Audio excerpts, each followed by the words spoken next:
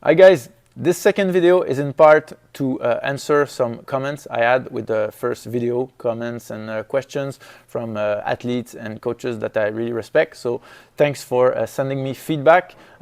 We will talk about metastability, how it relates to moving on the ground, the 3 states that we presented last video. And we will also talk about metastability in the context of joint locks and strangles, how we can use different alignments, different limb extension and contraction movement to create uncertainty in our partner and better counterattack. We will also talk about half guard and the way half guard can kind of shine as a guard, which is that we must think about attacking the structure of our partner in half guard more than off-balancing them, and we will do that by controlling feet, ankles, and mostly the space between these parts of the body. So just to go over to our framework that we worked on last time, I want to show you how metastability happens in this context of engagement when my partner in front of me is trying to get me to my back. Very often just pushing you backward will be a reaction or something that your partner does. If I feel very metastable in the sense that I feel that I have to work either to get back to a stable seated structure, or I have to go on my back and start attacking from here.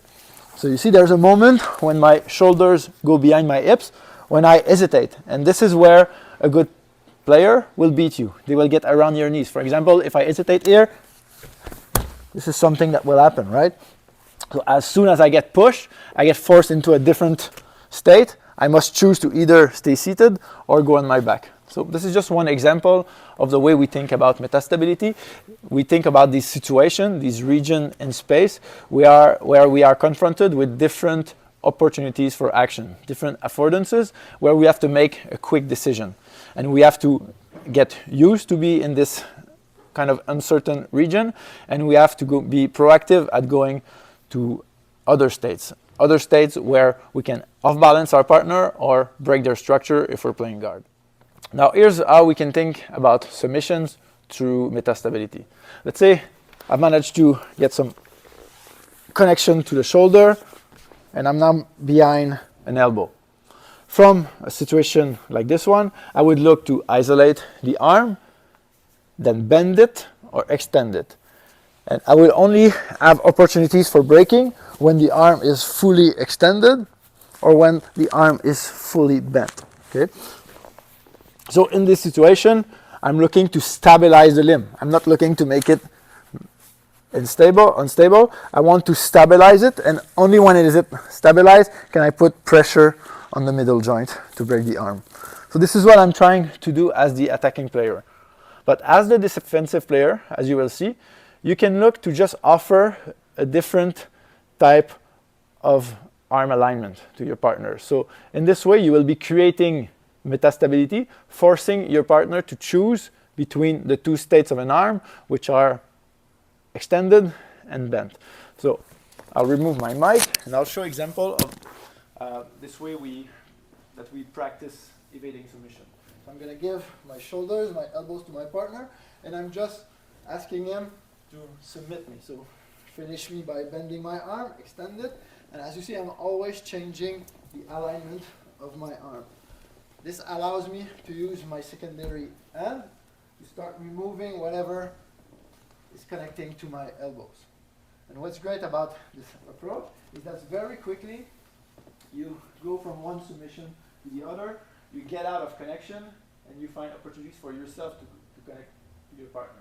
It's a very good way to practice moving a limb in a way that we make it metastable for our partner.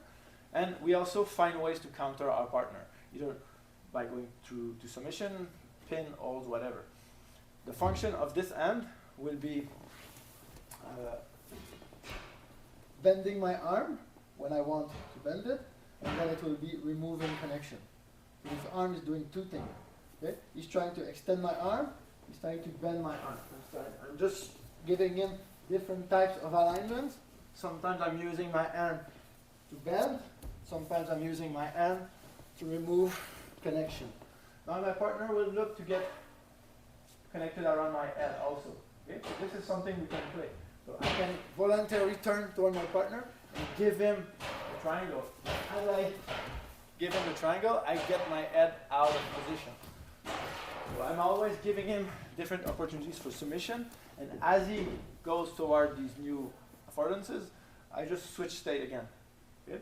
So we're going from a connection of the legs to the shoulder to an head and arm connection.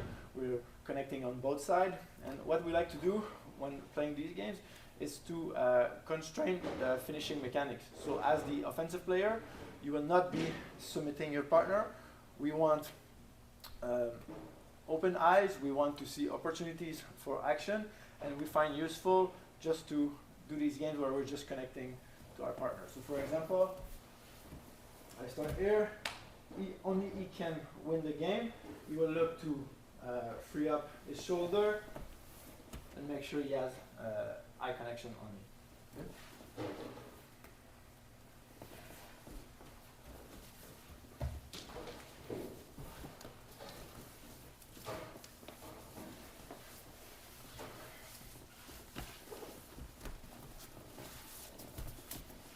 So we're never finishing submissions. We're just finding ways to isolate the arm and stay connected to the shoulder. My partner in defending is giving me bent arm and straight arm. It's this change of state that makes it very difficult for me to actually stabilize the limb that I'm attacking. Another type of situation that you can explore to work on the same theme of evading submission through the metastable lens is start from this type of connection and look to get one of your arm between your partner's legs. This will be a strong invitation to go for some triangles or arm lock. And your partner is here in a metastable state where he has affordances that he has to choose from. Maybe he takes my back again, maybe he works on getting behind my elbow, maybe he goes for the triangle, maybe he goes for the arm bar, but he has to make a decision. And I force him to take a decision, and I find my way out of the position like this. So maybe my partner has my back, he's trying to strangle me, he just got my back, and I'm just giving him an arm. I want him to start attacking my arm, maybe I turn toward him, I know he's going to go for a triangle, so immediately I continue moving, I break his structure. So you have to be more proactive than your partner, and this is a weird thing where you find that defending submission can be a very offensive process. Yeah, so this is a second situation that you can work around. Another situation, another situation that we can explore is just front strangles, right? So my partner is going to start with one hand under my chin. He's going to look to get his wrist high, or he's going to look to connect head and arm with a lock around the elbow. Okay, so he's looking to connect to the elbow around the head and arm, or he's looking to get his wrist over my clavicle. Okay? On my side, I'm just going to offer him different parts of my body, so my neck, my arm, and I will look to get my head out from under his chest and look to get connected to his back. Okay?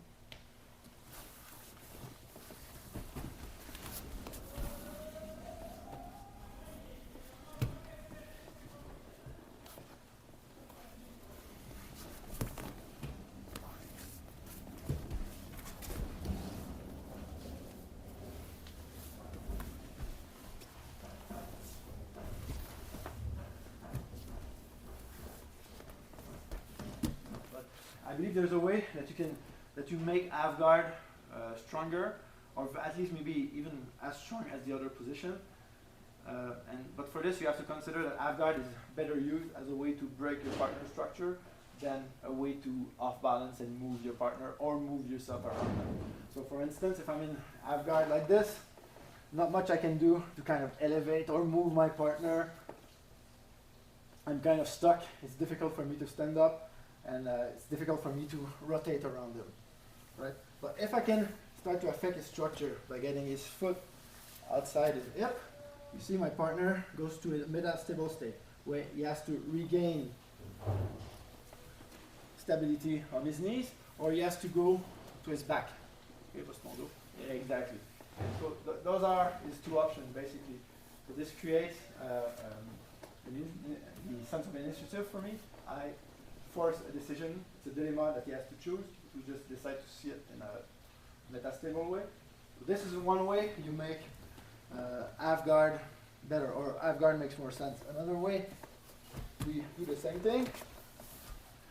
If I go like this, if I go from a one-legged, one-leg-out situation, and I get my feet between my partner's feet, doing outside rotation on his ankle, now I break his structure, and now half-guard is super strong. So that's how I would think of maybe half-guard from now on. It's not that it's just a transitory guard, it's just that it is better used as a way to break your partner's structure. Okay, for another example, like if you're in half-guard and you have this type of connection, you're breaking your partner's structure, this is very good. Okay, so you're gonna move around them. If you can break your structure, half-guard is very strong, can be very strong.